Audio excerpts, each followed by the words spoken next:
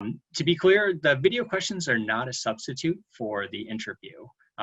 The video questions will come at the end of submitting your application. So when you hit submit and pay the application fee, you will see on your status page that you will get access to the video questions and the behavioral assessment.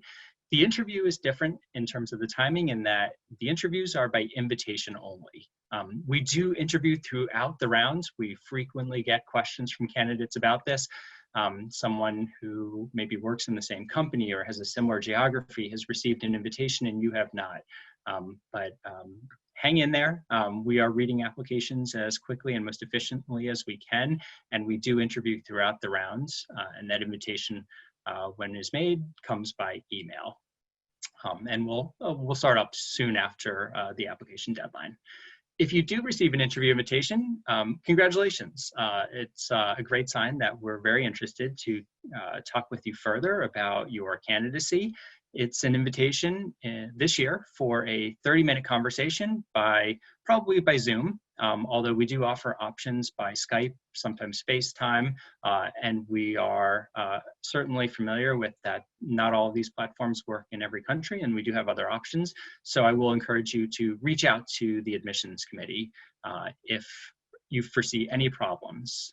On certain days that are offered, you're not going to have internet connection, or none of these platforms work for you. We can help you navigate some of these challenges.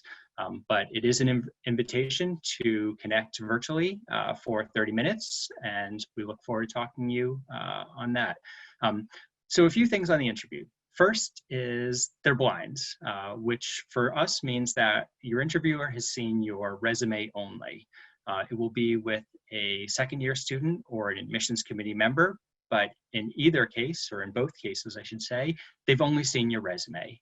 So if there's something that is germane to the conversation that maybe you listed on your, listed out in your essay, or some background information you need to tell your interviewer, and it's somewhere else in your application, feel free to go into it. They will not otherwise know it. It also means know your resume, because that's mostly what they will focus the conversation on. There's some very basic things that I think it makes sense to underscore in the interview. Be on time, be professionally dressed, come prepared. So even though you may be interviewing remotely from many miles away, treat the interview like as if you were in person, and dress for that. And also, I would say, test your audio and your visual again for this interview.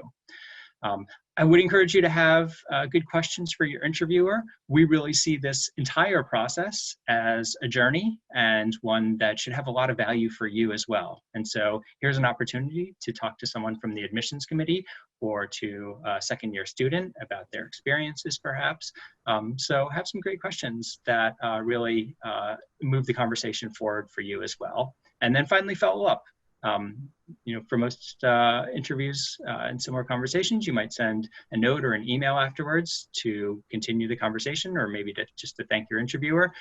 But we do see this as, like I said, a journey, and we'd love to continue the conversation with you. So please do feel free to follow up, and we look forward to seeing you on the interview.